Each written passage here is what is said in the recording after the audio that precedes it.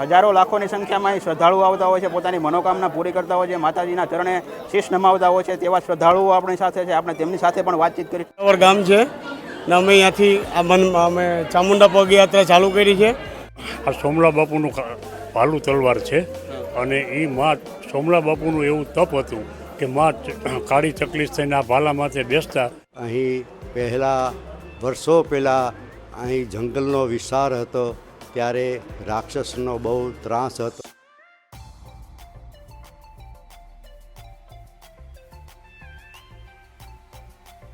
નમસ્કાર, ચોટીલા ટાઈમ્સમાં આપની સાથે હું છું દીપ યાદવ.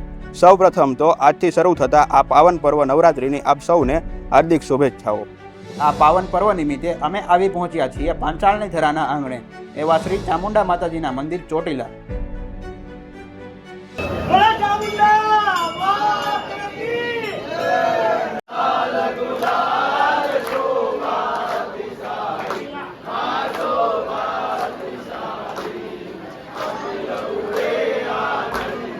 શ્રી ચામુંડા માતાજીના પૂજારી પરિવારમાંથી અમૃતગીરી દોલતગીરી મારું નામ.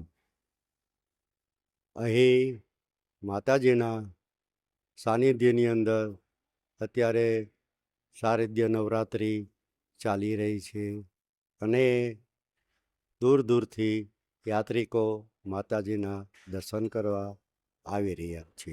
હજારો લાખોની સંખ્યામાં શ્રદ્ધાળુઓ આવતા હોય છે, પોતાની મનોકામના પૂરી કરતા હોય છે, માતાજીના ચરણે શીશ નમાવતા હોય છે. તેવા શ્રદ્ધાળુઓ આપણી સાથે છે, આપણે તેમની સાથે પણ વાતચીત કરીશું. શું દાદા, ક્યાંથી આવો છો તમે? અમે જાસપુરથી પગપાળા સંઘમાં આવીએ છીએ. 28 વર્ષથી અહીંયા 28મું વર્ષ છે. 28 વર્ષથી આવો છો? હા, દર વર્ષે પગપાળા સંઘમાં. એટલે આ નવરાત્રીમાં જાઓ કે બીજા દિવસે પણ આડા દિવસે? અમે નુમના દિવસે વરઘોડો કાઢીને દસમના દિવસે નીકળીએ છીએ અને અહીં અમાસ પહેલા નોરતે ધજા ચડાવીએ છીએ. તમારો આખો સંઘ લાગે છે? કેટલાક લોકો અંદાજે આવો છો? અમારા લગભગ 150 માણસ છે. 150 માણસો દર વર્ષે નવરાત્રીમાં. આવી રીતે જેમ આપણે દાદા સાથે વાત કરી તેમ જ તેમના સાથી મિત્રો પણ આપણી સાથે છે, આપણે તેમની સાથે પણ વાત કરીશું. શું નામ તમારું? સાહિલ ઠાકોર નામ છે મારું. અચ્છા, અને ક્યાંથી આવો છો? જાસપુરથી આવીએ છીએ. અને આ ધજા ચડાવવાનું શું અનેરું મહત્વ રહેલું છે? ધજાનું પર્વતથી પરંપરા ચાલુ રહી છે અમારી, વર્ષોથી આવીએ છીએ અમે. એટલે અંદાજે કેટલાક વર્ષોથી આવતા? લગભગ 35 વર્ષ જેવું થઈ ગયું છે. 35 વર્ષથી. અને દર વર્ષે ધજા ચડીએ છીએ સંત સાથે. ત્યારે એવા જ એક ભક્ત સાથે આપણે વાત કરીશું. શું કે દાદા, ક્યાંથી આવો છો તમે? અમે કલોલ તાલુકાના જાસપુર ગામમાંથી આવીએ છીએ. અમારે 100 થી 125 માણસનો સંઘ છે અને અમે 27 તારીખે નીકળ્યા હતા અને 20 તારીખે અમે હાલીને આવો છો? હાલીને આવીએ. મિત્રો, આપણે અનેક ગાથાઓ સાંભળેલી છે, તેમાં અહીંની પણ એક અનોખી ગાથા છે. તમને જે આ મારી બાજુમાં જે ભાલું દેખાય એનું પણ એક વિશેષ મહત્વ રહેલું છે. અહીં જે આપણી સમક્ષ ઉપસ્થિત છે તેમની સાથે જ પૂછીએ, તેમની સાથે પણ વાત કરીએ કે આનું શું મહત્વ રહેલું છે. શું નામ તમારું? મારું નામ જગદીશ રવુભાઈ દવે અને અમે વર્ષોથી સોમલા બાપુનું ભાલું તલવાર છે અને એ માં સોમલા બાપુનું એવું તપ હતું કે માં કાળી ચકલી થઈને આ ભાલા માથે બેસતા, ત્યારે સોમલા બાપુ પોતાના મહેલમાંથી બહાર નીકળતા હતા અને એટલું તપ હતું કે માં સાક્ષાત સોમલા બાપુને પ્રસન્ન હતા અને પડદે વાતો કરતા હતા.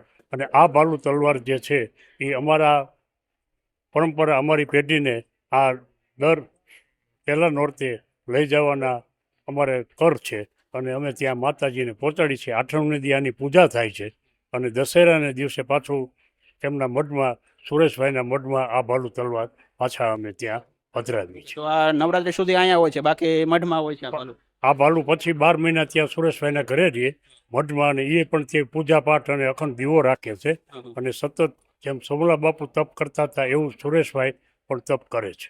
આપણે જોયું તેમ દૂર દૂરથી શ્રદ્ધાળુઓ પણ આવતા હોય છે, પગયાત્રીઓ પણ આવતા હોય છે. એવો જ એક સંઘ આપણી સાથે છે જે વેરાવળથી આવે છે અને આપણે તેમની સાથે પણ વાત કરીશું. શું ભાઈ નામ તમારું? મનુભાઈ દેવાભાઈ વાયલું. કેટલા જણા તમે અહીં આવો છો? અમે 60 જણાનો સંઘ છે. દર વર્ષે આવો છો? અમે છેલ્લા 8 વર્ષથી આવીએ છીએ. પણ તે ડાયરેક્ટ પગપાળા અહીંયાથી ડાયરેક્ટ જ આવીએ છીએ. ચાલો. કેટલા દિવસે ભોગો? અમે સાડા 5-6 દિવસથી અમને. વેરાવળ પ્રોપર કે એમના ગામડામાં? નહીં, વેરાવળ જ છે પ્રોપર. સોમનાથ, અમારો ગીર સોમનાથ જિલ્લો છે, વેરાવળ ગામ છે ને અમે અહીંયાથી અમે ચામુંડા પગયાત્રા ચાલુ કરી છે ને અમારું માંધાતા સંગઠનનું સપોર્ટરથી અમારો સંઘ છે. માંધાતા સંગઠન છે. આ વસ્તુ શું છે?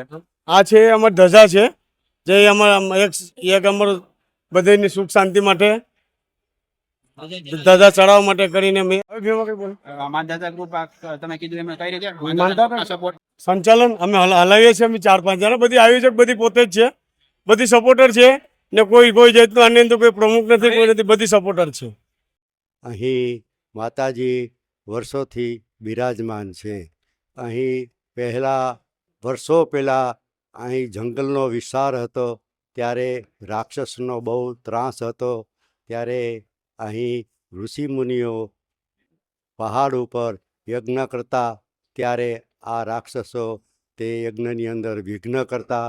ત્યારે માતાજીને દરેક ઋષિમુનિઓએ આરાધના કરી, સ્તુતિ કરી અને માતાજીને અહીં પ્રગટ કરવામાં આવ્યા.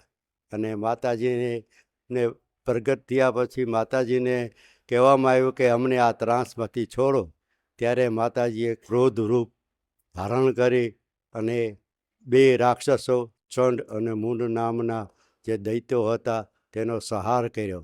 અને ત્યારથી માતાજી અહીં બેસણા કર્યા.